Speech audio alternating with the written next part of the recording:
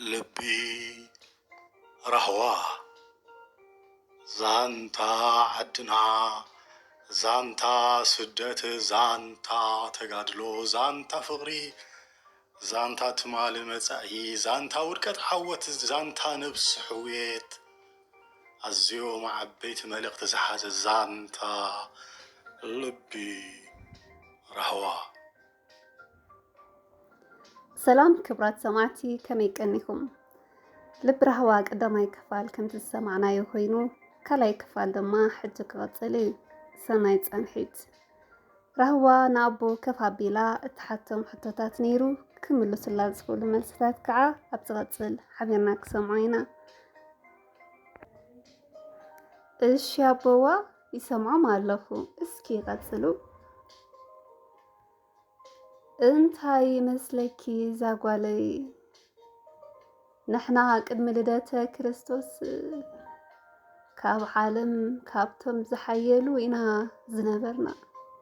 كذاب هندن دبوب عربن ون نجزء نبر بعدوليس زولان حجي طاليان فليو إرترا يلوازلو ناي نقد منقدنا نيرو يبلو انت خونا أعرب اسلمنا مستقبلو نمسفحفح بقيح بحري متيوم حيالو عمتات بموقع حزبنا دخيمو اتزحزهو بوتا بحيلي سيفي امنتهم كقبلو يقبرو نبرو نحنا ون حزبنا توريرنا كنقالس زمنات حليفو اتوناي نقدا حيلنا ون دخيمو أكسماويان اتناي فلتاتا ناصنت ناب قدا مسرحن مهناصن تسفحفحو تسفحفحهم توافرو بلو دخن بزبله قالاتهم انداسرعو امو ازيد راح ديو عقمنا هادكيمنا بلكو حتى يناوسكو أيكونن زاقولي حايل معراباويان كم اون قبصاويان اون ما يبلومن كاب قزاتنا زورد ما يوم زتقمو كاب هابتم قبري خفلو نبرو كاباتهم حدا مستم ناي حقي سبكتي هايمانوت بوليتيكاوي حساب حيزهم زعتو نبرو حايل تزنبر نمدخام امبار أبقالاتن ماياتنس سيطان اللو كومون بعالات اي تسرحو زبل تمهرتتات حيزهم اتو انهلكي نحنا ون عاقل فرحز توحاته معالتتات انداقوصرنا حزبي إدات أميرو كمارد زوعل دخا خوينو يبلو مچم توساخي كنزلو ما يسحتكم امو نزيز فتحو عبيتي كابانا ينبرون بلكو قال حتو ذاتين داوسكو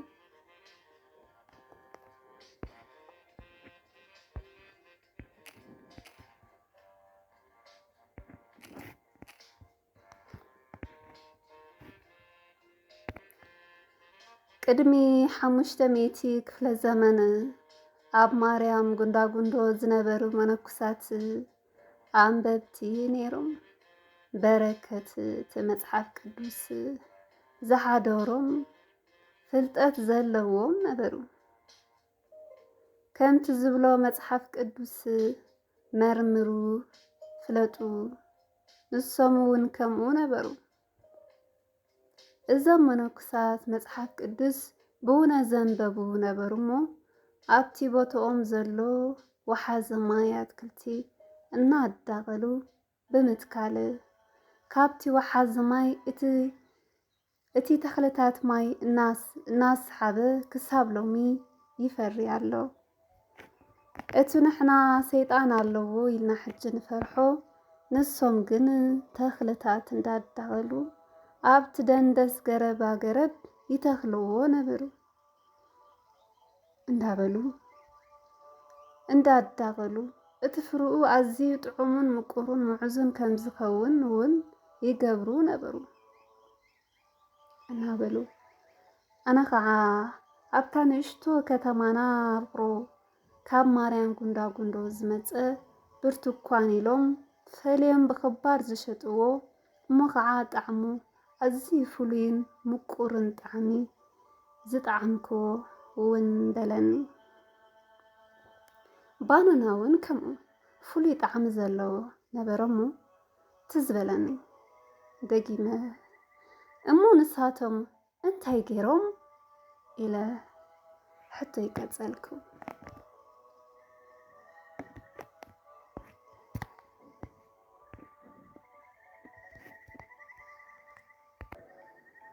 እንታይ ከዳ ኣብ ኩሉ ትግራይ ዘይተስፋሕፍሐ እናበልኩ ብውሽጠይ እንዳብሰልሰልኩ ዓዊለ እውን ሓተትኩ ተሓርማ እቶም መነኩሳት ዝተፈላለየ ሓድሽ ነገር እናፈጠሩ ከባቢኦም ይልውጥዎ ነበሩ በዓለ ሰንበት እግዚኣብሔር እዩ እቲ ሰንበት ሲ ደቅኹም እንዳምሃርኩም ንኸብድኹም እኳ ይትደፋፍኡ ኣምላክ መዓልቲ ኣምላክ እያ እሞ እግዚኣብሔርኩም ክተመስግኑ ዋዕሉ እንተትኻልእ መዓልቲ ግና ሰሪሕኩም ስራሕኩም ከዓ ኣስራት እንዳኸፈልኩም እንዳበሉ ብትምህርትታቶምን ብተግባርን ገብርዎ ነበሩ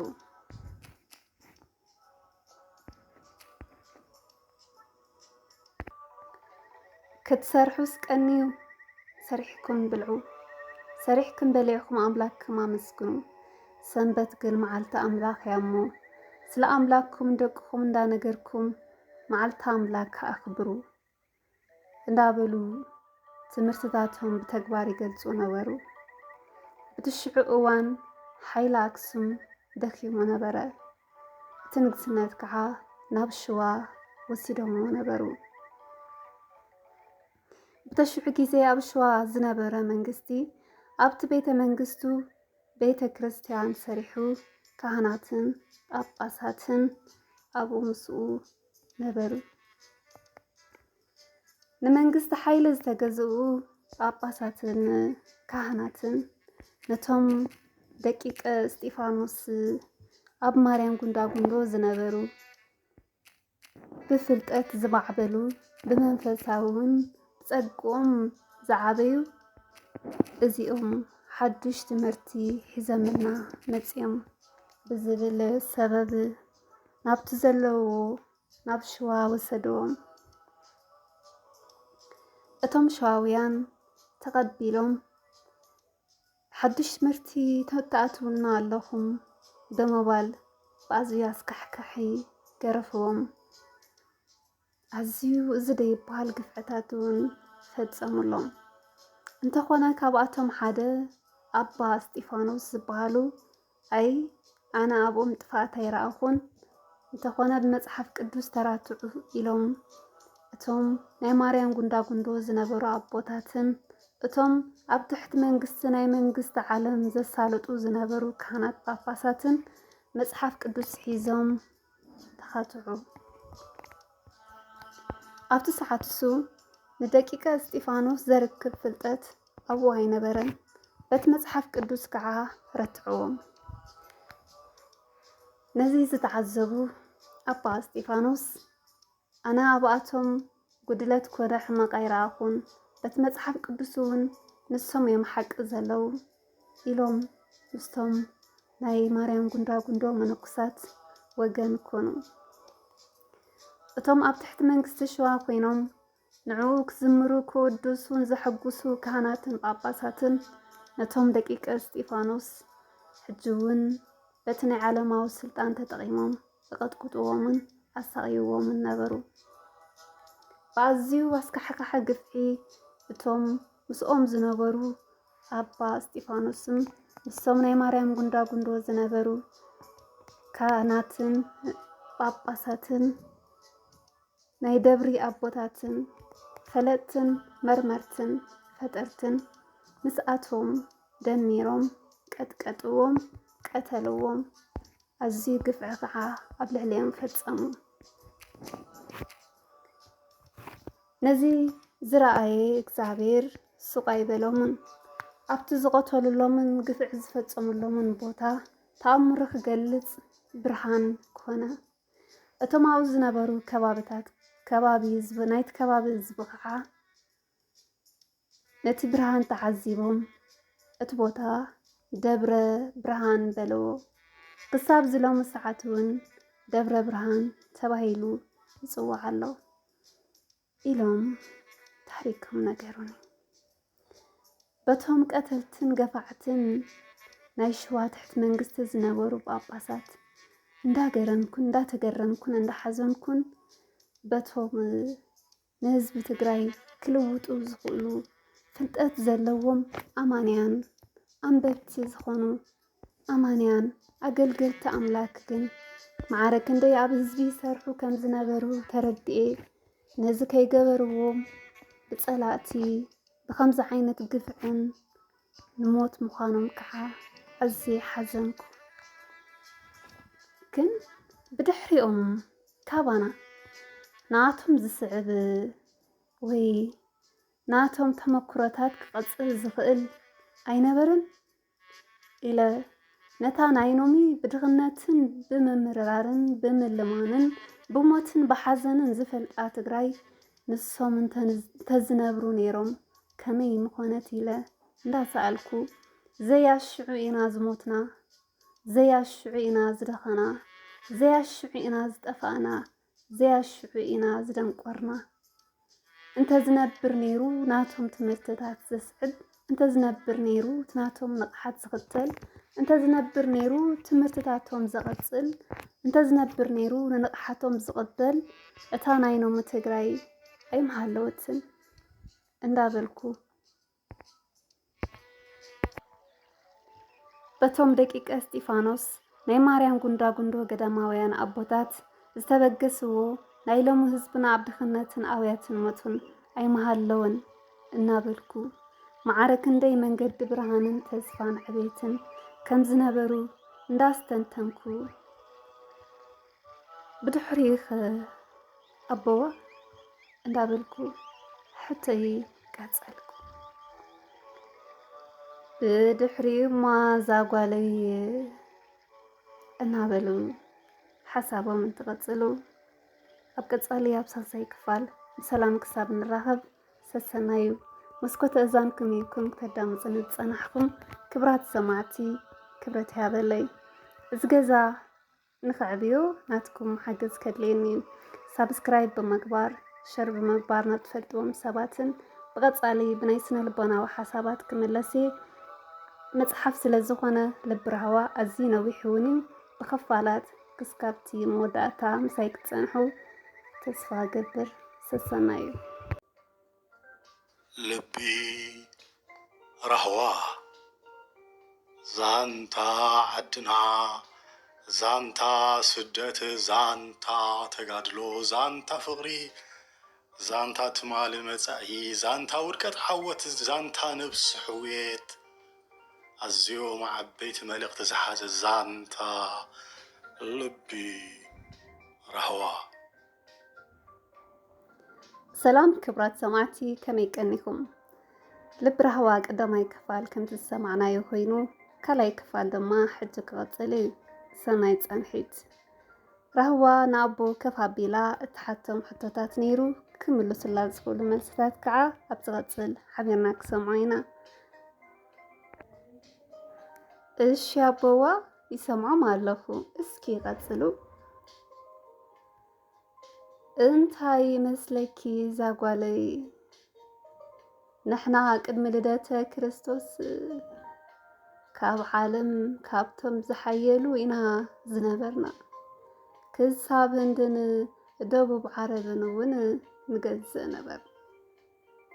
ብኣዶልዩስ ዙላን ሕጂ ጣልያን ፈልዩ ኤርትራ ኢልዋ ዘሎ ናይ ንግዲ መንገድና ነይሩ ይብሉ እንተ ኾነ ኣዕራብ እስልምና ምስ ተቐበሉ ንመስፍሕፋሕ ብቐይሕ ባሕሪ መፂኦም ሓያሎ ዓመታት ብምውጋእ ህዝብና ደኺሙ እቲ ዝሓዝዎ ቦታ ብሓይሊ ሰይፊ እምነቶም ክቕበሉ ይገብሩ ነበሩ። ንሕና እውን ህዝብና ተወሪርና ክንቃለስ ዘመናት ሓሊፉ እቱ ናይ ንግዲ ሓይልና እውን ደኺሙ ኣክስማውያን እቲ ናይ ፍልጠት ሃናፅነት ናብ ገዳ ምስራሕን ምህናፅን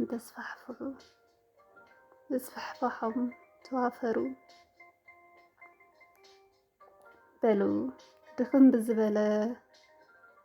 ቃላቶም እንዳሰርዑ እሞ እዚ ጥራሕ ድዩ ዓቕምና ኣድኪምና በልኩ ሕቶ ይናወሰኩ ኣይኮነን ዛጓለይ ሓይለ ምዕራባውያን ከምኡ እውን ግብፃውያን እውን ማይ የብሎምን ካብ ግዛኣትና ዝወርድ ማይ እዮም ዝጥቀሙ ካብ ሃብቶም ግብሪ ይኸፍሉ ነበሩ ካብኣቶም ሓደ ሓደ ምስቶም ናይ ሓቂ ሰበክቲ ሃይማኖት ፖለቲካዊ ሓሳብ ሒዞም ዝኣተው ነበሩ ሓይሊ እቲ ዝነበረ ንምድኻም እምበር ኣብ ቃላያትን ማያትንስ ሰይጣን ኣሎ ከምኡውን በዓላት ኣይትስርሑ ዝብል ትምህርትታት ሒዞም ኣተው እንህለኪ ንሕና እውን ኣጉል ፍርሒ ዝተውሓጠ መዓልትታት እንዳቆፀርና ህዝበይ ኢዳ ኣጣሚሩ ከማርር ዝውዕል ድኻ ኮይኑ ይብሉ መቸም ተወሳኺ ከም ዘለዎም ኣይሰሓትኩን እሞ ነዚ ዝፈትሑ ዓበይቲ ካባና ይነበሩን በልኩ ገለ ሕቶታት እንዳወሰኩ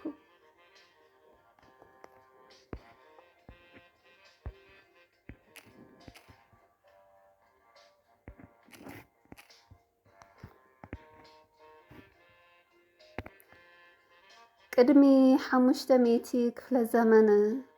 ኣብ ማርያም ጉንዳጉንዶ ዝነበሩ መነኩሳት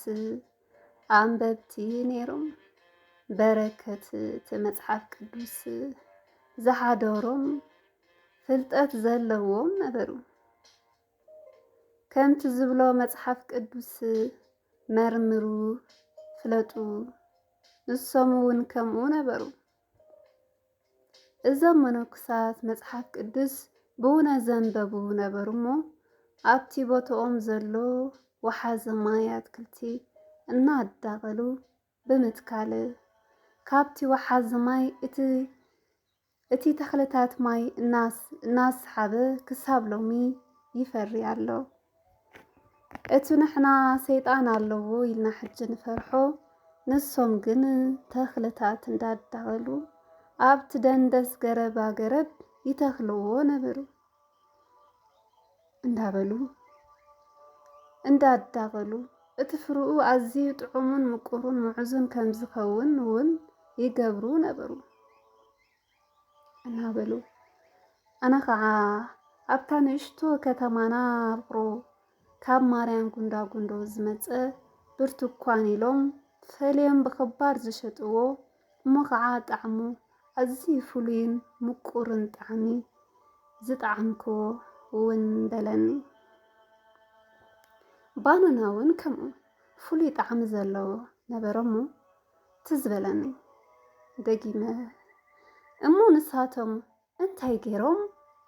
ኢለ ሕቶ ይቀጸልኩ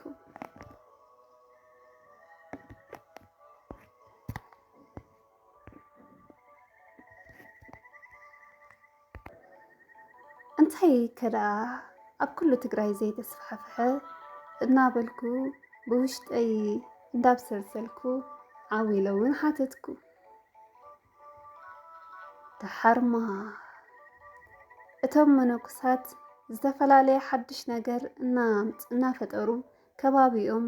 ይልውጥዎ ነበሩ። በዓለ ሰንበት እግዚኣብሔር እዩ። እቲ ሰንበት ደቅኹም እንዳምሃርኩም ንኸብድኹም እኳ ይትደፋፍኡ መዓልቲ ኣምላክ እያ እሞ እግዚኣብሔርኩም ክተመስግኑ ዋዕሉ እንተትኻልእ መዓልቲ ግና ሰሪሕኩም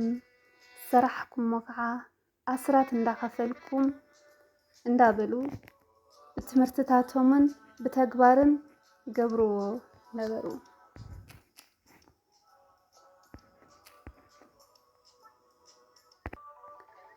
ክትሰርሑስ ቀኒዩ ሰሪሕኩም ብልዑ ሰሪሕኩም በሊዕኩም ኣምላክኩም ኣመስግኑ። ሰንበት ግን መዓልቲ ኣምላኽ እያ እሞ ስለ ኣምላክኩም ደቅኹም እንዳነገርኩም መዓልቲ ኣምላክ ኣኽብሩ እንዳበሉ ትምህርትታቶም ብተግባር ይገልጹ ነበሩ። ብትሽዑ እዋን ሓይሊ ኣክሱም ደኺሙ ነበረ። እቲ ንግስነት ከዓ ናብ ሽዋ ወሲዶምዎ ነበሩ። ብተሽዑ ጊዜ ኣብ ሽዋ ዝነበረ መንግስቲ ኣብቲ ቤተ መንግስቱ ቤተ ክርስቲያን ሰሪሑ ካህናትን ጳጳሳትን ኣብኡ ምስኡ ነበሩ። ንመንግስቲ ሓይሊ ዝተገዝኡ ጳጳሳትን ካህናትን ነቶም ደቂቀ እስጢፋኖስ ኣብ ማርያም ጉንዳጉንዶ ዝነበሩ ብፍልጠት ዝማዕበሉ ብመንፈሳውን ጸግኦም ዝዓበዩ እዚኦም ሓድሽ ትምህርቲ ሒዘምና መጺኦም ብዝብል ሰበብ ናብቲ ዘለውዎ ናብ ሽዋ ወሰድዎም። እቶም ሸዋውያን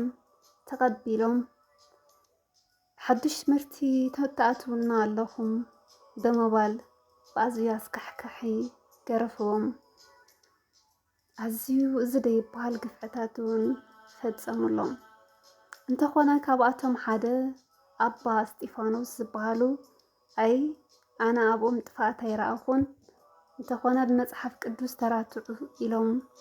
እቶም ናይ ማርያም ጉንዳጉንዶ ዝነበሩ ኣቦታትን እቶም ኣብ ትሕቲ መንግስቲ ናይ መንግስቲ ዓለም ዘሳለጡ ዝነበሩ ካህናት ጳጳሳትን መጽሓፍ ቅዱስ ሒዞም ተኻትዑ። ኣብቲ ሰዓት እሱ ንደቂቀ እስጢፋኖስ ዘርክብ ፍልጠት ኣብኡ ኣይነበረን። በቲ መጽሓፍ ቅዱስ ከዓ ረትዕዎም። ነዚ ዝተዓዘቡ ኣባ እስጢፋኖስ ኣነ ኣብኣቶም ጉድለት ኮነ ሕማቕ ኣይረኣኹን በቲ መጽሓፍ ቅዱስ እውን ንሶም እዮም ሓቂ ዘለዉ ኢሎም ምስቶም ናይ ማርያም ጉንዳጉንዶ መነኩሳት ወገን ኮኑ። እቶም ኣብ ትሕቲ መንግስቲ ሽዋ ኮይኖም ንዕኡ ክዝምሩ ክውድሱን ዘሐጉሱ ካህናትን ጳጳሳትን ነቶም ደቂቀ እስጢፋኖስ ሕጂ እውን በቲ ናይ ዓለማዊ ስልጣን ተጠቒሞም ዘቐጥቅጥዎምን ኣሳቒይዎምን ነበሩ። ብኣዝዩ ኣስካሕካሐ ግፍዒ እቶም ምስኦም ዝነበሩ ኣባ እስጢፋኖስን ንሶም ናይ ማርያም ጉንዳጉንዶ ዝነበሩ ካህናትን ጳጳሳትን ናይ ደብሪ ኣቦታትን ፈለጥትን መርመርትን ፈጠርትን ምስኣቶም ደሚሮም ቀጥቀጥዎም ቀተልዎም። ኣዝዩ ግፍዒ ከዓ ኣብ ልዕሊኦም ፈጸሙ። ነዚ ዝረኣየ እግዚኣብሔር ሱቕ ኣይበሎምን። ኣብቲ ዝቐተሉሎምን ግፍዒ ዝፈጸሙሎምን ቦታ ተኣምሮ ክገልጽ ብርሃን ኮነ። እቶም ኣብኡ ዝነበሩ ናይቲ ከባቢ ህዝቢ ከዓ ነቲ ብርሃን ተዓዚቦም እቲ ቦታ ደብረ ብርሃን በለዎ። ክሳብ ዝሎሚ ሰዓት እውን ደብረ ብርሃን ተባሂሉ ይጽዋዕ ኣሎ ኢሎም ታሪኮም ነገሩኒ። በቶም ቀተልትን ገፋዕትን ናይ ሽዋ ትሕቲ መንግስቲ ዝነበሩ ጳጳሳት እንዳተገረምኩን እንዳሓዘንኩን በቶም ንህዝቢ ትግራይ ክልውጡ ዝኽእሉ ፍልጠት ዘለዎም ኣማንያን ኣንበብቲ ዝኾኑ ኣማንያን ኣገልገልቲ ኣምላክ ግን ማዕረ ክንደይ ኣብ ህዝቢ ይሰርሑ ከም ዝነበሩ ተረድኤ ነዚ ከይገበርዎም ብጸላእቲ بخمسة عينة قفعن نموت مخانم كحا أزي حزنكو كن بدحريهم كابانا ناتهم زسعب وي ناتهم تمكرتات كقصل زخئل أينبرن إلى نتان عينومي بدغناتن بممررارن بملمانن بموتن بحزنن زفل آتقراي نسوم تزنبرو نيروم كمي مخونت إلى لا سألكو زي الشعوئنا زموتنا زي الشعوئنا زدخنا زي الشعوئنا زدفانا زي الشعوئنا زدنقورنا انت زنبر نيرو ناتهم تمرتتات زسعد انت زنبر نيرو تناتهم نقحات زغتل انت زنبر نيرو تمرتتاتهم زغتل انت زنبر نيرو نقحاتهم زغتل اتانا ينوم تقراي اي محلوتن اندابلكو بتوم دقيق استيفانوس ናይ ማርያም ጉንዶ ገዳማውያን አቦታት ዝተበገስዎ ናይ ሎሚ ህዝብና ዓብድኽነትን አብያትን ሞቱን ኣይመሃለውን እናበልኩ ማዕረ ክንደይ መንገዲ ብርሃንን ተስፋን ዕቤትን ከም ዝነበሩ እንዳስተንተንኩ ብድሕሪኽ አቦዋ እንዳበልኩ ሕተይ ቀጸልኩ ብድሕሪ ማዛጓለይ እናበሉ ሓሳቦም እንትቐጽሉ ኣብ ቀጻሊ ኣብ ሳልሳይ ክፋል ብሰላም ክሳብ ንራኸብ ሰሰናዩ መስኮተ እዛንኩም ይኩን ከተዳምፅን ዝጸናሕኩም ክብራት ሰማዕቲ ክብረት ያበለይ እዚ ገዛ ንኽዕብዮ ናትኩም ሓገዝ ከድልየኒ ሳብስክራይብ ብምግባር ሸር ብምግባር ናብ ትፈልጥዎም ሰባትን ብቐጻሊ ብናይ ስነ ልቦናዊ ሓሳባት ክምለስ መጽሓፍ ስለ ዝኾነ ልቢ ረህዋ ኣዝዩ ነዊሕ እውን بخفالات كسكابتي موداتا مسايك تسنحو تسفا قدر سسنايو